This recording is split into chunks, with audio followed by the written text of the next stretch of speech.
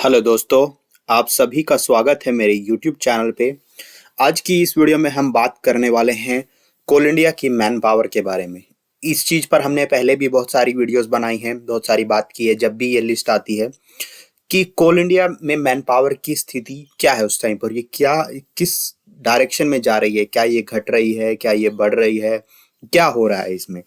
तो अगर हम बात करें एज ऑफ रिसेंट जो रिपोर्ट है वो है 1 जुलाई 2024 की, जिसके अनुसार कि जो कोल इंडिया का करंट मैन पावर स्ट्रेंथ है वो 2,25,000 है। जबकि अगर 1 अप्रैल की रिपोर्ट की बात करें तो उस टाइम ये 2,28,861 था। तो अगर हम दोनों का डिफरेंस देखें तो ऑलमोस्ट 3,000 लोगों का रिडक्शन हुआ है 3 महीने के पीरियड में।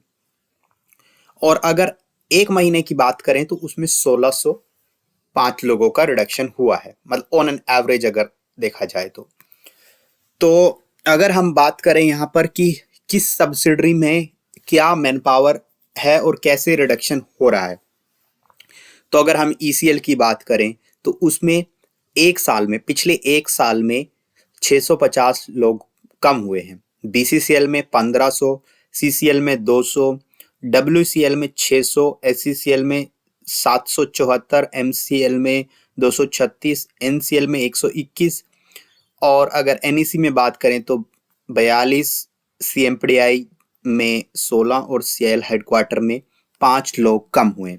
तो टोटल अगर ऐसे एक साल का रिडक्शन देखा जाए तो वो 4237 है। और अगर पिछले महीने का अगर रिडक्शन देखा जाए तो वो लगभग 3,000 के आसपास है। तो अगर हम बात करें कि 1 अप्रैल को कितना मैन पावर था तो वो 2,28,861 था और 1 जुलाई को वो मैन पावर हो गया है 2,25,943, यानी 2,26,000 के आसपास।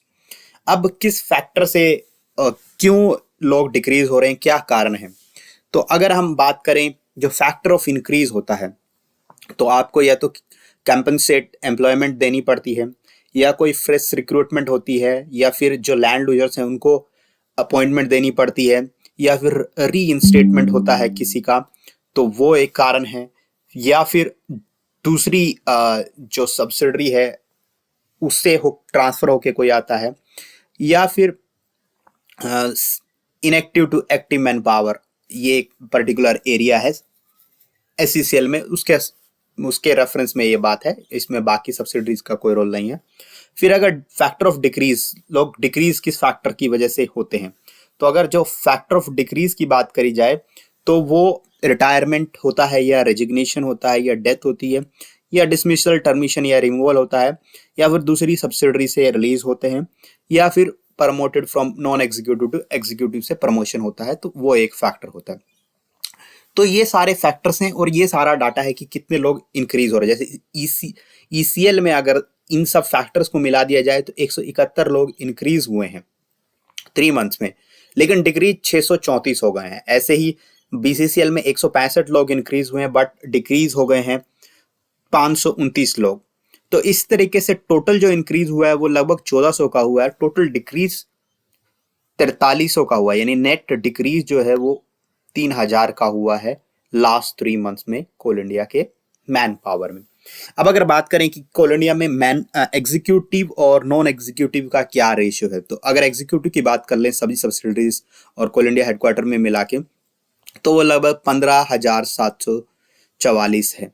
और अगर इसके अलावा जो है वो नॉन एग्जीक्यूटिव हैं, तो नॉन एग्जीक्यूटिव में भी जो मंथली रेटेड और जो डेली रेटेड और पीस रेटेड जो हैं वो 51,000, 1,58,000 और 3 कुल मिलाकर, तो जो 2,25,000 में से अगर 15,000 जो एग्जीक्यूटिव्स हैं उनको अगर घटा दिया जाएगा तो लगभग 2,10,000 नॉन एग्जीक्यूटिव्स हैं। तो अब आप सोच रहे होंगे कि कोल इंडिया का प्रोडक्शन बढ़ रहा है, मैन पावर घट रहा है, ये कैसे काम कर रही है ये? तो इसके बहुत सारे कारण हो सकते हैं। या तो इंडस्ट्री में ऑटोमेशन बढ़ रहा है, बहुत सारी चीजें ऑटोमेट हो रही हैं। दूसरा कारण हो सकता है बहुत सारी चीजें कॉन्ट्रेक्चुअल हो रही हैं, जैसे आप कोल इंडिया में देख रहे होंगे बहुत सारी माइंस का टेंडरिंग होती है, वो सिर्फ कॉन्ट्रेक्चुअल माइनिंग होती है वहाँ पे, या फिर एमडीओ मॉडल जो है जिसकी काफ़ी चर्चा हो रही है, वो एक फैक्टर है। तो ये सारे फैक्टर को मिला दिया जाए तो मैन पावर भले ही घट रहा है, बट इंडस्ट्री में ऑटोमेशन हुआ या बहुत सारी चीज़ें कॉन्ट्रेक्चुअल हुई तो उसके कारण वो प्रोडक्शन बढ़ रहा है, तो ये उसके कारण है। तो यही था इस वीडियो में। इसके अलावा अगर आपको कुछ और जानना है तो आप कमेंट बॉक्स में जान सकते हैं। Thank you.